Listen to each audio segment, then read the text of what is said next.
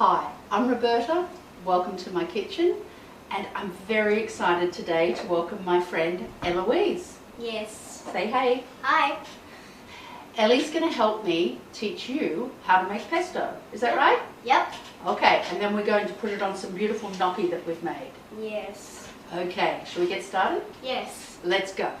Pesto is made with basil, traditionally. This is the traditional pesto from a city called Genoa, okay? Yeah. Basil, pine nuts, olive oil, little tiny bit of garlic. It shouldn't be too garlicky, just a little bit. Okay. And 2 different types of hard grating cheese. Now, when you smelt that one before, you said, oh, that's the smelly cheese, right? I don't really know. So this is called pecorino. It's made from sheep's milk, Yeah. because pecora means sheep in Italian. Ah. And this one is parmesan. It's made from cow's milk. Yep. So we always, I just grated this before you got here. I didn't buy it grated, because we always want to buy cheese like this in a block and then grate it freshly when we're ready to use it.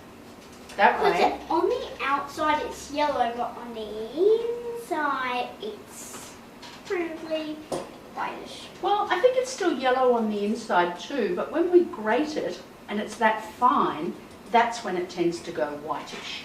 So we're going to grate this and then we're going to measure it, because when we're cooking, at least the first time we cook, it's good to measure and weigh things. Yeah. So I know that I want about 1/3 of a cup of this cheese. So let's see if I've grated enough. There's 1/3 of a cup. You're going to pop it in there for me so Yeah. we can see if it's enough. Pick it up, it's okay. There we go. A little bit more. How's that? I think we might need just a little bit more, because I'm also going to grate some extra, because we might want to sprinkle that over the top of our gnocchi once we've put it with our pesto. Yeah. Okay, now a little bit more. You won't need all of that, but top that cup up for me. There, like that much. Well, let's see. Pop it on there. We can always shake it off if it's too much. I think that's about right.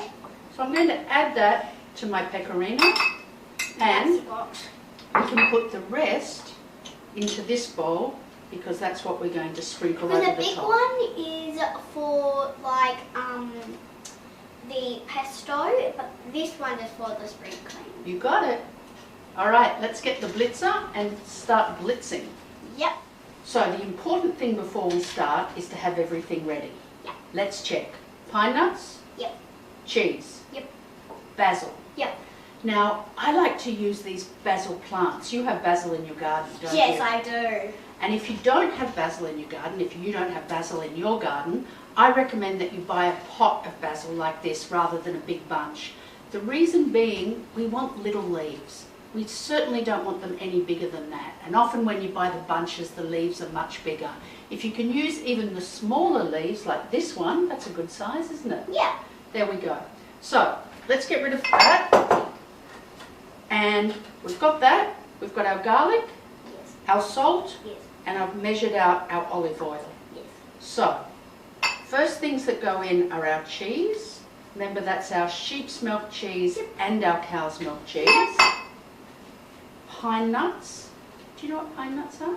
Have you had one before? You don't have a nut allergy, do you? No. Okay, then you can have that one. And this is not a good recipe for you if you do have a nut allergy. That's a pine nut. Okay. Now, in some recipes, not pesto, but other dishes, we toast these pine nuts. We put them in a pan and we make them brown. But we never do that for pesto. That's not necessary. So in with that. In with our garlic, which I've just chopped up to make the food processor's job a bit easier. And I want you to measure the salt for this one, because salt is important. In with the salt. Let me get my blitzer. And I think you can do this, Ellie. That's the trigger. Beautiful. Okay, stop. All right, so that's nice and fine. It sort of looks like breadcrumbs, doesn't it? Yes. You can see that? Okay, do you want to pile our basil in there? Yep.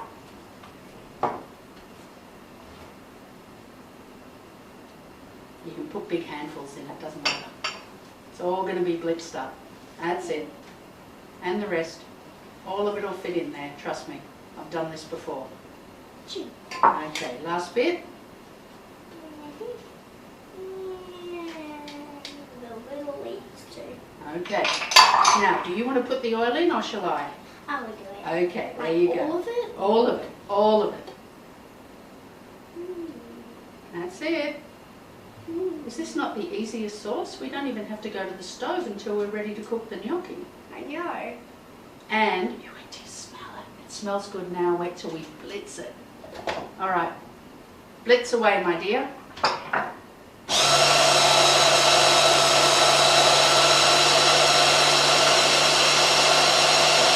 Stop. Now, something very important when we're making gnocchi. We don't want to blitz it too much because we don't want to heat this sauce. This sauce is always served, the Italians say a crudo, which means raw. So, blitz, blitz, blitz, that's ready. See, it's still a bit rough, but that's what we want. We don't want it super smooth.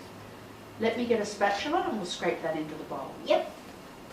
Nice blitzing there, Ellie. That is great. Now, when you make cakes, do you ever lick the beater? Go on, tell me you do, don't you? I do when we have I do, but with like a big mixer, but not with these blades. Well, I don't want you to lick that because you might cut your tongue, but you can taste the sauce on it if you want to. Is it good? And smell it. Smell that basil. How good is that?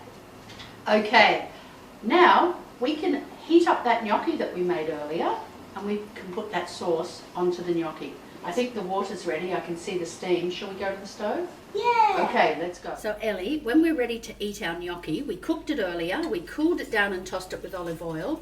Now we're just putting it back into boiling water. It's a bit easier to work with now it's been cooked. And we're going to wait for it to float. It'll take another minute or so. As soon as it floats, it's going in here with our pesto sauce, okay? Yeah. Okay, Ellie, you can see they're starting to float, aren't they? Yes. So once they float, we scoop them out. We get rid of most of that water. It doesn't matter if there's a little bit of water clinging to them. We kind of want that because that's going to make the sauce nice and creamy. And out of there, into that bowl that's already got some of our pesto in it. We'll add some more when we get back to the bench, okay? Yeah. Wow, okay, so there's our gnocchi and our pesto, and can you see there's a little bit of the water still in there as well that we cooked? Yeah. That's what we want, because that's going to make our sauce super creamy. So another couple of splodges of pesto, and we toss it all around. Look at that, smell that. How good is that? It's great. It's great. Okay, so that's all tossed around and now onto the plate. And do you know what happens after it goes onto the plate? No. It goes into our tummy. Yay. That's my favourite part. Yeah, me too. Oh, you know what? Once you plate this up, once you get it out of the bowl and onto the plate, that's when it smells really delicious. Okay, there we go. That's a pretty big serve. Do you think we can eat that between us? Probably the whole family. I'm not sure we're going to share it with the whole family. I think you and I can do this on our own. Yeah. There we go. Now, what's the last thing we have to put on? Cheese. Cheese. Do you want to do a sprinkle for me? That much? Oh, as much as you like. A little bit more. Okay. There we have it. Gnocchi with pesto. Enjoy. I know we will, won't we? Yeah. Okay.